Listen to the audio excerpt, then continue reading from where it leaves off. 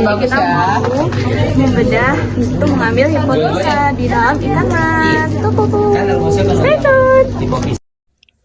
Hipofisasi salah satu teknik peminjahan buatan yang digunakan dalam budidaya ikan untuk merangsang proses reproduksi induk ikan. Nah, teknik ini dilakukan melalui penyuntikan ekstrak kelenjar hipofisa yang mengandung hormon gonadotropin guna memicu kematangan gonad dan ovulasi. Hormon dari kelenjar hipofisa berperan dalam mengaktifkan jaringan reproduksi dan meningkatkan respon fisiologis induk terhadap pemijahan. Induk pemijahan pada ikan mas sangat dipengaruhi oleh dosis hormon yang diberikan pada induk ikan. Pemberian dosis hormon yang tepat dapat meningkatkan keberhasilan ovulasi, pembuahan, dan daya tetap telur. Dosis yang terlalu rendah menyebabkan respon reproduksi tidak optimal karena hormon tidak mencapai konsentrasi yang dibutuhkan. Dosis yang terlalu tinggi dapat mengganggu keseimbangan hormon dan menurunkan kualitas hasil pemijahan. Penentuan dosis optimal menjadi faktor penting dalam keberhasilan teknik hipofisasi. Salah satu metode yang digunakan untuk meningkatkan keberhasilan reproduksi adalah teknik hipofisasi, yaitu upaya merangsang induk ikan yang telah matang gonad agar mengalami percepatan ovulasi hingga terjadi pemijahan melalui penyuntikan ekstrak kelenjar hipofisa.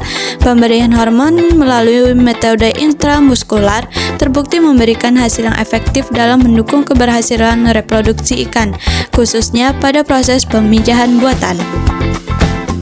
Prosedur yang pertama yaitu kita timbang berat dari ikan mas yang akan kita gunakan sebagai ikan donor. Yang kedua yaitu proses perhitungan dari dosis yang akan digunakan.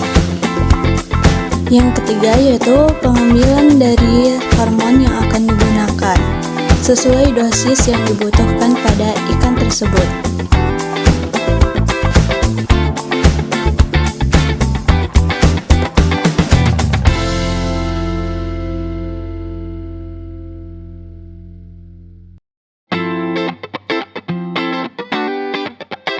Setelah proses pengambilan hormon selanjutnya yaitu pengambilan larvis pada yang akan dicampurkan pada hormon tersebut. Perbandingan hormon dan larvis yaitu 1:2. Setelah itu homogenkanlah. Setelah itu suntiklah pada ikan donor yang akan digunakan. Metode penyuntikan yang digunakan adalah intramuskular yaitu penyuntikan di bagian sirip dorsal. Penyuntikan dilakukan dengan sudut 45 derajat dengan kedalaman 2-3 cm. Setelah disuntik, ikan dipijat lalu selesai. Setelah penyuntikan hormon yang pertama, kita akan memotong kepala ikan yang akan digunakan sebagai ikan donor. Setelah itu, kepala ikan donor kita belah bagian tengkoraknya untuk mengambil hipofisasi. Kelenjar hipofisa terletak pada di bawah bagian otak.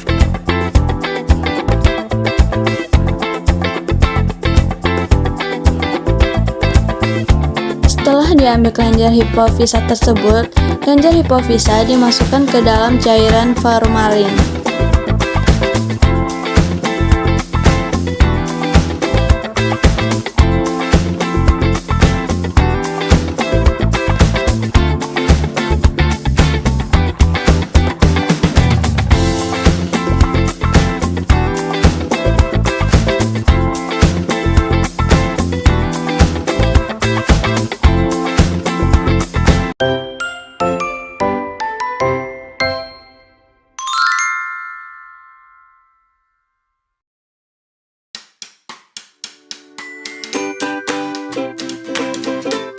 Adin, sebelum kita melakukan uji coba di perendaman, kita harus siapin dulu beberapa bahan uji. Misalnya ikannya fasenya kalau bisa larva yang diferensiasi kelamin. Misalnya misalnya kita menguji nih penelitian, alangkah baiknya larvanya itu umur yang masih baru kayak umur 5 hari, 7 hari, itu masih labil, masih diferensi dianya. Anggap aja misalnya kita udah siapin nih, pertama-tama siapin dulu plastik packing agar kalau kita misalnya ngerendamnya di akuarium itu kan harus tahu kadar tebarnya berapa. Nah, kalau kebanyakan ya bisa stres juga, tapi kalau di plastik packing ini lebih efisien salah satunya. Misalnya nih ada plastik yang misalnya udah diisi air nih, anggap aja di sini ada larva lah, udah di ini belum dikasih hormon. Ini kalau lihat dari misalnya kita punya SOP, ada yang 3 liter, ada yang 5 liter. Itu balik lagi, acuan kita itu harus ke jurnal. Melakukan sesuatu apapun, uji apapun itu acuannya di jurnal atau skripsi sebelumnya. Oke? Dan nanti kita nggak feeling aja gitu. Kayak feeling itu jatuhnya nembak dosis loh. Nah, kita harus paham dulu. Hanya nih plastik yang udah diisi air 5 liter. Nah, ada ikannya, anggap aja imajinasi kalian ikan. Oke. Itu ada ikannya nih ya, Pak. Ikan bisa simpan. Ikan larva gitu, yang penting larva ya. Nah, misalnya ini sebenarnya ada 2 hormon yang bisa dipakai dalam bentuk padat atau cair. Ini kan bentuknya bubuk padat ya. Ya. Anggap aja ini aromatase inhibitor. Kalau kalian cari mirip ya. Kalian tahu ini apa? Belum tahu. Ini anggap aja kita mau mengarahkan ke maskulin. Nah, jadi nanti ini ada larva. Kalau baiknya tuh dikasih aerasi teman-teman, jangan di packing dulu juga bisa. Tapi alangkah baiknya dikasih aerasi biar keaduk hormonnya, bener kan? Dikasih aerasi. Anggap aja misalnya ada aerasi 2 gitu masuk. Kemudian ini hormonnya kalau bisa pakai dosis misalnya takaran 5 mg pakai sendok misalnya, atau langsung kayak gini bisa anggap aja nih udah ditakar misalnya 5 mg sesuai dengan apa yang ingin kita lakukan. Kita masukin nih. Nah, langsung gini, dan jangan diaduk ya, karena aerasi tuh ngaduk. Tapi kalau misalnya di packing kayak biasa, teman-teman udah belajar packing, dan kasih oksigen, habis itu didiamin selama kurang lebih dari SOP yang teman-teman lakukan. Misalnya semakin lama dia direndam, maka akan terbentuk apa yang kita bilang tuh gonadnya bakal jantan atau betina. Tapi balik lagi, bakal ngaruh ke XR-nya yang di sini. Sebenarnya kita di sini 100. Nah, selama dia pas ini udah kelar 12 jam misalnya, ada yang mati-mati nih di misalnya ngambang nih. Nah, itu yang dianya nggak kuat, belum adaptif. Tapi yang sisanya yang hidup itu berarti hormonnya udah masuk dan dia larva yang adaptif terhadap hormonnya. Jadi SR-nya juga dihitung selama perendaman. Misalnya SR di sini tadinya mati 10, berarti SR sisa 90 dari 100, berarti 90% ya. Seperti itu. Jadi gitu doang. Habis itu udah. Nyiapin pakannya, terus di sini kita nyiapin hormon juga binder.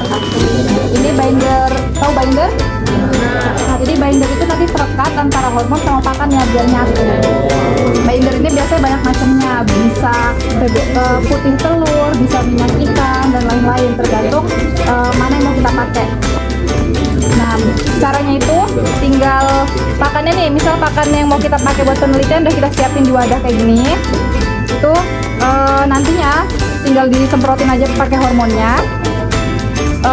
Berapa persennya itu tergantung penelitian kalian. Kalau kan kita bisa pakai beberapa karena dosis hormonnya ini nggak nentu, tergantung penelitian kita mau yang kayak gimana, kayak gitu. Untuk umumnya biasanya bisa pakai 9% kalau untuk ikan di usia 5-7 hari, ikan nila ya, karena kan kita nanti pakainya ikan nila. Jadi tinggal kita semprotin aja.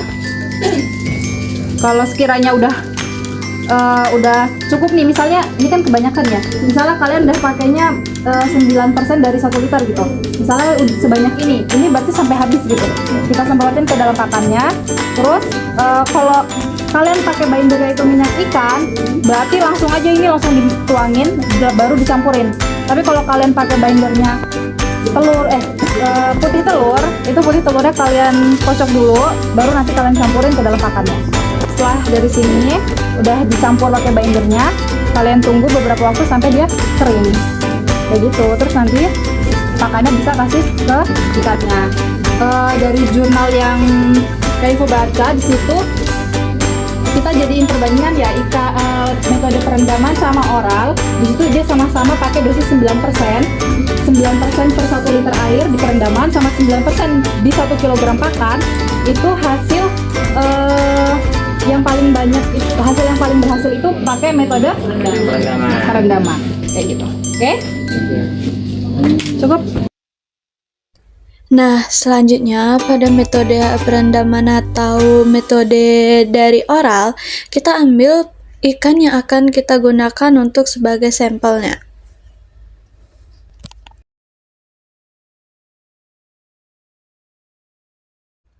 Setelah itu, persiapkanlah alat dan bahan yang akan digunakan.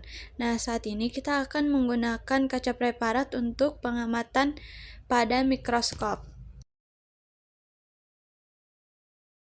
Setelah alat dan bahan dipersiapkan, selanjutnya kita melakukan pembedahan. Pembedahan ini dilakukan secara teliti, yaitu dimulai dari kepala sampai kita akan mengambil gonad yang akan kita amati pada ikan sampel tersebut.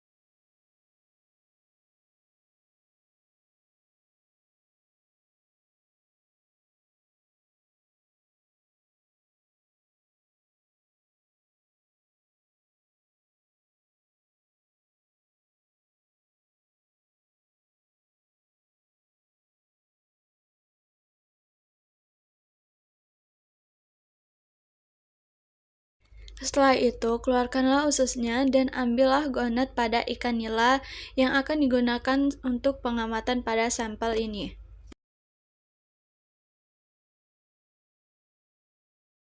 Jaringan gonad yang telah diambil selanjutnya dicacah hingga halus dan ditempatkan di atas kaca objek dengan ketebalan yang tidak terlalu padat.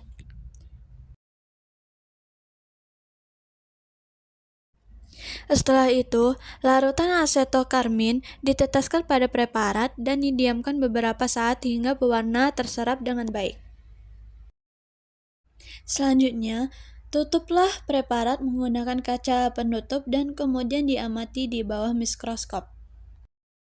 Dari hasil pengamatan tersebut, perbedaan jaringan gonad jantan dan betina dapat diidentifikasi berdasarkan karakteristik sel yang tampak. Metode ini umumnya diterapkan pada ikan berukuran kecil atau stadia awal karena perbedaan kelamin atau belum dapat diamati secara morfologi eksternal.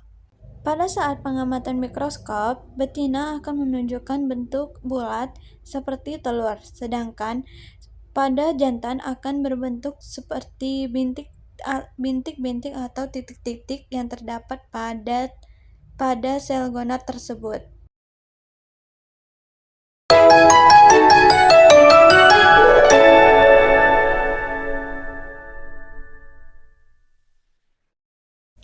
Halo teman-teman semua. Nah, di sini aku akan memberitahu ini bagaimana sih pengecekan kualitas sperma dan kriopreservasi. Nah, sebelum itu kita harus men-stripping dulu induk jantan yang sudah matang gonad.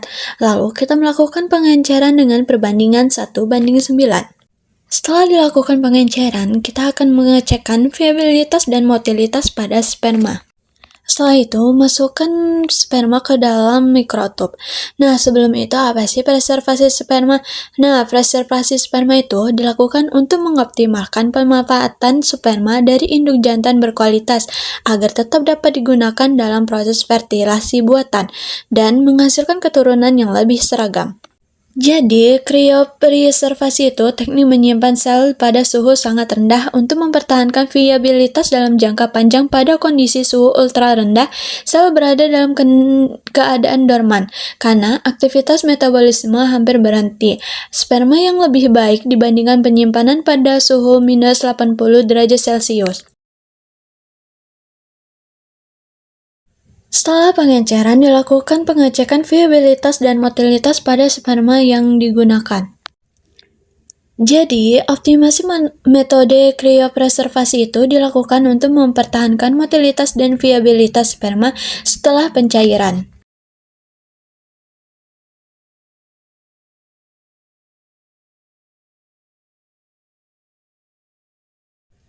Nah, selanjutnya tambahkan cairan DMSO 10%. Setelah penambahan cairan DMSO 10%, selanjutnya tambahkan kuning telur 9% dari total pengenceran. Selanjutnya, ekuilibrasilah dengan menyesuaikan diri yang terjadinya cool shock pada sperma tersebut dengan suhu 4-5 derajat Celcius. Setelah itu, pre-freezing dengan menyesuaikan diri terjadinya cool shock menurun dengan menggunakan uap Na2 cair yaitu min 79 derajat Celcius.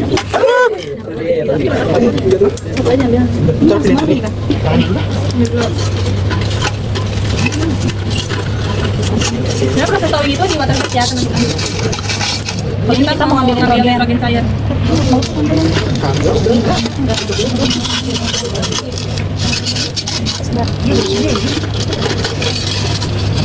Ini sampel kita mana? Wadahnya.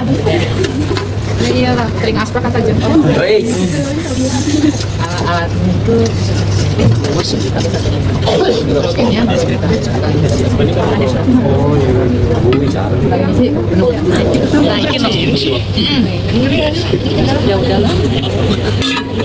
Jadi itu yang di bawah ya. yang di bawah. Aduh, lantai siapa itu?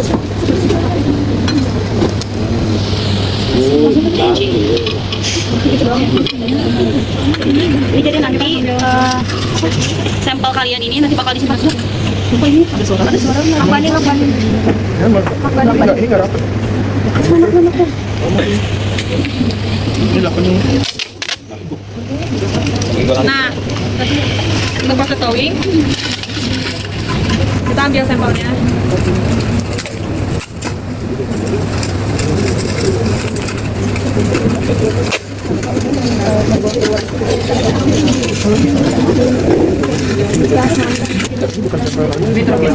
Buat nanti kalian.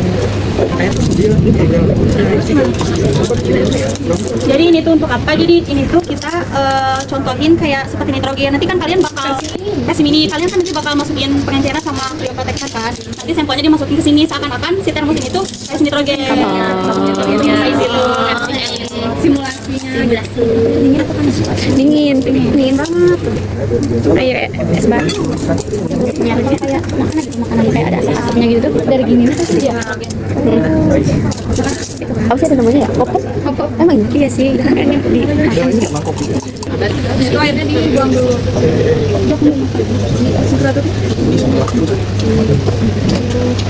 Nah, nanti kayak tetapnya diambil kan.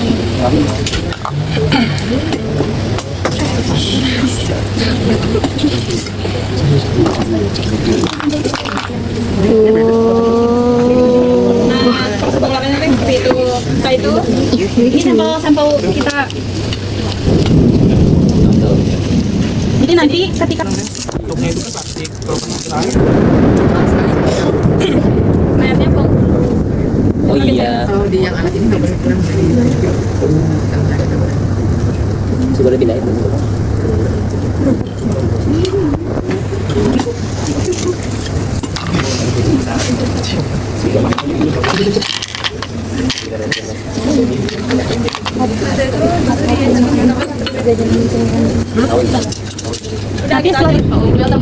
udah tahu kan terbat kayak gimana?